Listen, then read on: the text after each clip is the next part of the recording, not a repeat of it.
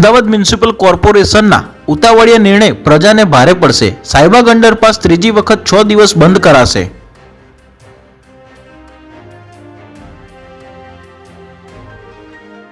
આણંદ મહાનગરપાલિકાએ તુલિપ હોસ્પિટલને 1 લાખનો દંડ ફટકાર્યો। બીયુ પરમિશન 10 દિવસમાં મેળવવા નોટિસ, બિલ્ડિંગનો વપરાશ નહીં કરી શકે। આણંદ એલસીબીએ 1,51,00,000નો વિદેશી દારૂ ઝડપ્યો। વાસદ બગોદરા હાઈવે પરથી ચોખાની આડમાં દારૂની 25,994 બોટલો મળી।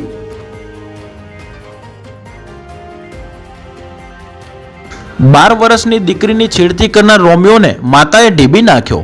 લાફા મારી મોઢું સોજાડી દીધું।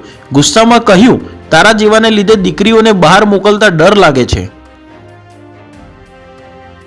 સુરતને હવે દિલ્હી બનવા તરફ આગેકૂચ।